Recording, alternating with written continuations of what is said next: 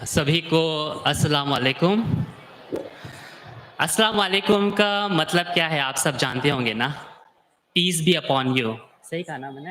हाँ। Piece be upon you ना कि आप पर सब पर शांति बनी रहे। और मैं देख सकता हूँ कि आपका आश्रम भी इसी मकसद के लिए, इसी उद्देश्य के लिए काम कर रहा है, शांति के लिए, विश्व शांति के लिए। दरअसल मेरा नाम है डैनियल बसीना और हमारे चर्च का नाम है शिनचेंजी चर्च ऑफ जीसस। हमारा जो मुख्यालय है वो दक्षिण कोरिया में है, लेकिन बहुत सारे देशों में और भारत में भी हमारे चर्चेस हैं और मैं आज नई दिल्ली से आप लोगों के इनविटेशन के लिए यहाँ पे आया हूँ, तो आपका बहुत-बहुत शुक्रिया मुझे यहाँ इस मंच पे बुलाने के लिए। बहुत कई धर्म के लोग यहाँ आज शांति के बारे में एक दूसरे को समझने के लिए एकत्रित हुए हैं। तो ये सच में इस बात का प्रमाण है, सबूत है कि हमारे जो आश्रम के लीडर्स हैं, हमारे मौलवी साहब हैं, बहुत सारे लोग जो इसमें भाग ले रहे हैं, वो सच में शांति के लिए काम कर रहे हैं। तो आप लोग भी अपने-अपने क्षेत्र में, अपने-अपने जगह पे अम, सीखते होंगे, है ना? आप कुरान की बातें सीखते होंगे और मैं आज भी आ रहा था, जैसे मैं आज दोपहर को पहुँचा, शाम को पहुँचा, तो अच्छा मेरा जो स्पीच है अम, इसी प्रकार से मैं आप लोगों से बात करूँगा, तो अगर कोई गलती हो जाए, कोई शब्द कुछ उसका वो हो जाए, तो मुझे माफ़ कीजिएगा। तो मैं जब आ रहा था तो हमारे जो सर हैं, जिन्होंने मुझे रिसीव किया वो भी हम लोग उसमें बात कर रहे थे गाड़ी में। तो मैं भी बात सुन रहा था उनकी, तो उन्होंने बोला कि सबसे पहले हमें क्या करने की ज़रूरत है, शांति लाने के लिए, वो है कि एक-दूसरे को समझना। सबसे पहले अपने धर्म को जानना और उसके बाद दूसरे धर्मों को भी जानना, ये बहुत ज़रूरी है। केवल अपने में ही सीमित नहीं रहना है, लेकिन दूसरों को भी जानने की ज़रूरत है। आज संसार में, क्योंकि हम विश्व शांति की बात कर रहे हैं, संसार में 80% तक जितने भी टकराव होते हैं, उसका जो रीज़न है, जो कारण है, मैं यही नहीं कहूँगा कि धर्म है, क्योंकि धर्म शांति की बात करता है, अमन की बात करता है, आप लोग जानते होंगे। लेकिन धर्म का जो मिसअंडरस्टैंडिंग है, जो गलतफ़हमी है, उसके वजह से होती है। क्यों है गलतफ़हमी? क्योंकि नहीं जानते हैं। इसीलिए पहले अपने धर्म को, अपने शास्त्र को अच्छे से जानना ज़रूरी है और क्योंकि आपका शास्त्र आपको अमन के बारे में बताता है, लोगों को गले लगाने के बारे में बताता है, लोगों से मिल के उसके बारे में बताता है, इसीलिए हमारे दिल खुलेंगे कि हम दूसरों को भी सुनें, उनको गले लगाएँ और उनके साथ एक साथ रहें। जी हाँ, तो आप लोग इस काम को करते होंगे और ये जो मंच है, ये इस बात का सबूत है कि आप सब लोग शांति के लिए, सबको एक करने के लिए काम कर रहे हैं। तो क्योंकि आज मुझे थोड़ा-सा समय मिला है, मैं आपको बाइबल के परिप्रेक्ष्य से, बाइबल के पर्सपेक्टिव से शांति के बारे में क्या लिखा है, छोटी-सी बात बताता हूँ। जैसे कि बाइबल में आप देख सकते हैं यीशु मसीह, जीसस क्राइस्ट, उनके जन्म के विषय में पुराने नियम में यशायाह के पुस्तक में लिखा था, यशायाह नबी के पुस्तक में लिखा था कि उनको क्या कहा जाएगा? उनको कहा जाएगा अमन का राजकुमार, शांति का राजकुमार, प्रिंस ऑफ पीस। तो यीशु मसीह भी जब आए थे 2000 साल पहले, उन्होंने भी शांति का काम किया। उन्होंने कहा कि मैं अपनी शांति तुम्हारे पास छोड़कर जाता हूँ, है ना? तो किस प्रकार का शांति का काम किया उन्होंने? शांति का मतलब ये नहीं है कि बस युद्ध ना हो, वो शांति नहीं है। सच्ची शांति तब आती है जब एक दूसरे के बीच में अंडरस्टैंडिंग हो, प्रेम हो, न्याय हो। वो स्थायी शांति होगी, टेम्पोररी नहीं, परमानेंट सस्टेनेबल शांति जिसको हम बोलते हैं, है ना? बस अभी आज हम लड़ाई नहीं कर रहे, झगड़ा नहीं कर रहे और आज हम शांति है, ऐसा नहीं है। शांति तब आएगी जब हम एक दूसरे को सच्चे रूप में समझेंगे और प्रेम करेंगे। और इसीलिए आप जब भी मिलते हैं एक-दूसरे से क्या बोलते हैं? अस्सलाम वालेकुम, है ना? Peace be upon you.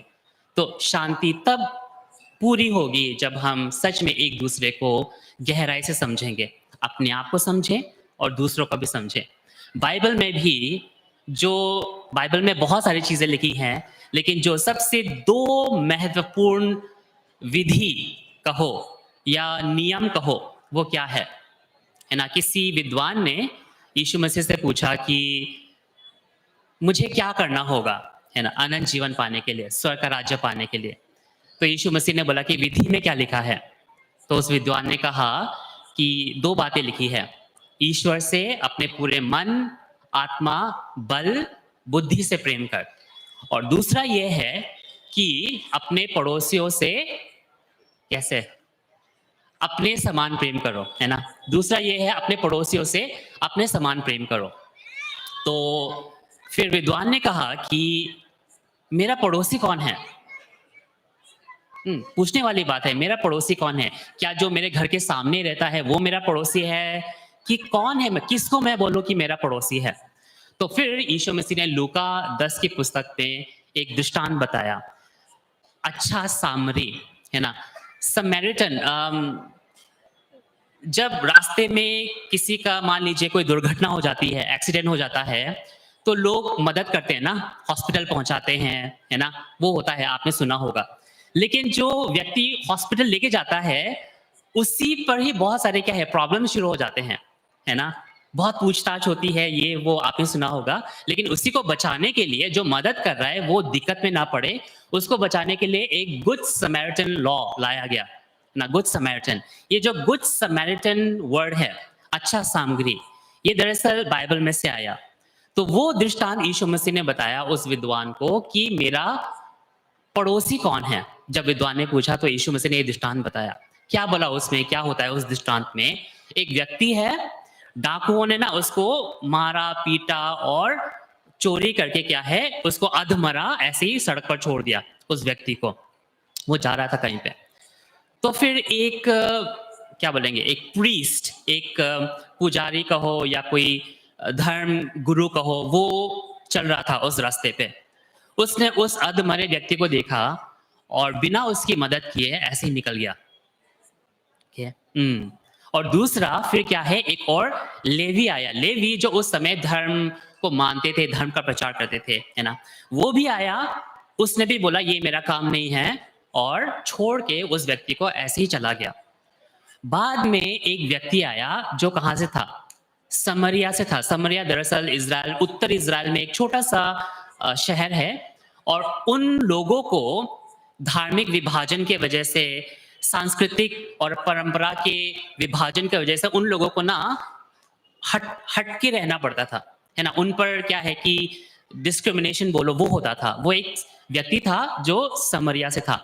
वो व्यक्ति वहाँ से गुज़र रहा था।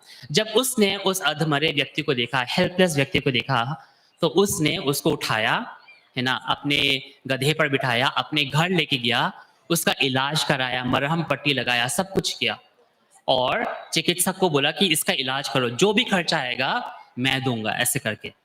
तो फिर यीशु मसीह ने ये दृष्टांत बताया और पूछा कि कौन सच्चा पड़ोसी हुआ उस व्यक्ति का? क्या वो बहुत बड़ा पुजारी? क्या वो बहुत बड़ा धर्मगुरु? क्या वो लोग या फिर वो सामरी जिसको लोग पीछे रखते हैं? लेकिन उसने क्या किया? उसने उस व्यक्ति की मदद की। तो हमारा सच्चा पड़ोसी कौन है ना? हम सब एक परिवार होने की बात करते हैं, भाई-बहन होने की बात करते हैं। तो एक जब हम होने की बात करते हैं, तो हमारा सच्चा पड़ोसी, हमारा सच्चा भाई-बहन कौन है ना? जो हमारे साथ शांति का काम करे, एक-दूसरे की मदद करे, जाति, धर्म को बिना देखे जो एक-दूसरे की मदद करने के लिए करते हैं, वो हमारे सच्चे पड़ोसी हैं, वो हमारे सच्चे भाई-बहन हैं। जब यीशु मसीह प्रचार कर रहे थे, तो कुछ लोगों ने यीशु मसीह से आके कहा, "आपके माता-पिता आपके भाई-बहन आपका इंतज़ार कर रहे हैं।" ठीक है? तो यीशु मसीह ने, आपको याद होगा यीशु मसीह के 12 चेले होते थे, जिनके साथ वो घूमते थे यहाँ-वहाँ। तो कुछ लोगों ने यीशु से आके कहा, "आपकी माता, आपके भाई आपके वेट कर रहे हैं, इंतज़ार कर रहे हैं।" भीड़ में थे वो। तो यीशु मसीह ने क्या बोला उनको कि, "कौन है मेरी माँ? कौन है मेरा भाई?" और अपने चेलों की तरफ हाथ करते हुए यीशु मसीह ने बोला, "ये है मेरे माता, ये है मेरे भाई, ये है मेरे परिवार।" तो परिवार, बहन, भाई ये कौन होते हैं? ये वो होते हैं जो एक उद्देश्य के लिए काम करते हैं। जब हमारा उद्देश्य एक हो जाता है, तब हम एक परिवार हो जाते हैं, है ना? ऐसा ही तो होता है ना? जब हम एक परिवार हो जाते हैं, तो एक परिवार एक उद्देश्य के लिए उस घर को कैसे आगे बढ़ाए, उसके लिए काम करते हैं। तो आज चाहे आप हैदराबाद में हो, चाहे उत्तर, दक्षिण कहीं पे भी हो, अगर हम एक उद्देश्य के लिए, शांति के लिए काम कर रहे हैं, धर्मों की एकजुटता के लिए काम कर रहे हैं, धर्मों को समझने के लिए काम कर रहे हैं, तो आप और हम एक परिवार हैं। मैं मानता हूँ कि जैसे हम सुनते हैं वसुदेव कुटुंबकम, ये पूरा संसार जो है हमारा घर है, हम एक परिवार हैं। उसी उद्देश्य को पूरा करना आज हमारा काम है। कैसे होगा? सिर्फ अपने में नहीं, अपने दिल को खोलकर दूसरों को सुनने, समझने का जो ताकत है ना? वो हम में हो। कैसे मिलेगा वो ताकत? कैसे मिलेगी वो समझ? हम जब अपने शास्त्र को गहराई से पढ़ते हैं, वो हमें समझ देता है कि हमें दूसरों के प्रति क्या है? सद्भावना, प्रेम रखने की ज़रूरत है, उन्हें समझने की ज़रूरत है। दूसरों को माफ़ करने की ताकत उस शास्त्र से हमें मिलती है। कोई कुछ बोल भी दे हमें, तो माफ़ करने की जो ताकत है, बुद्धि है, वो हमें शास्त्र से मिलती है। जी हाँ, तो इसीलिए हम, क्योंकि शास्त्र से हमें वो बुद्धि मिलती है, आपके बहुत सारे हमारे धर्मगुरु हैं आज जो इस आश्रम को चलाते हैं, इस प्रकार का प्रोग्राम रखते हैं, उनसे आप सीखें, वो आपको सिखा रहे हैं इस समय। ये प्रोग्राम इस बात का सबूत है कि वो सच में धर्मों के बीच, लोगों के बीच शांति का काम कर रहे हैं। तो उनसे आप सीखें, पूछें और ज्ञान हासिल करें, ताकि आप लोग भी अपने-अपने क्षेत्र में और लोगों को ये शांति का जो सीख है, शांति का जो प्रमाण है, वो दे सकें और सच में उस विश्व शांति की ओर हम आगे जा सकें। जी हाँ, तो इसी के साथ मैं अपने जो छोटा-सा स्पीच है समाप्त करूँगा। कुछ गलती हो गई हो तो ज़रूर माफ़ कर दीजिएगा, लेकिन आप सबके प्रेम और यहाँ सुनने के लिए, यहाँ मुझे इनवाइट करने के लिए बहुत-बहुत धन्यवाद। हमारा जो चर्च है, शिनचेंजी यीशु की कलीसिया, हम भी धर्मों को एकजुट करने के लिए ही काम करते हैं। बहुत सारे हमारे आज इस आश्रम के मौलवी साहब हैं, बहुत धर्म गुरुओं के लोग हैं, उनके साथ भी हम धर्म को एक करने के लिए, धर्मों को साथ पास लाने के लिए काम कर रहे हैं, जिसके माध्यम से आज मैं आप लोगों के बीच में आ पाया। जी हाँ, है ना? तो अगर हम बात नहीं कर रहे होते, वाद-विवाद नहीं कर रहे होते, तो शायद मैं यहाँ शायद कभी नहीं आ पाता और ना ही मैं आपसे मिल पाता, ना ही आप मुझसे मिल पाते।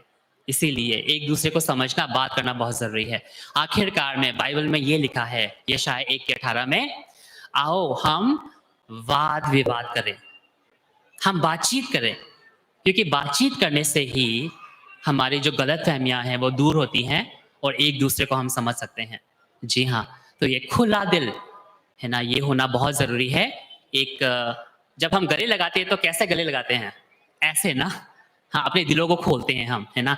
तो दिलों को खोलना बहुत ज़रूरी है और एक-दूसरे के प्रति हम इस प्रकार का जो शांति का काम है, उसको आगे बढ़ाते रहेंगे, आगे भी और हम इस प्रकार के काम करते रहेंगे। आप सबका बहुत-बहुत शुक्रिया यहाँ पे मुझे बुलाने के लिए। बहुत-बहुत शुक्रिया।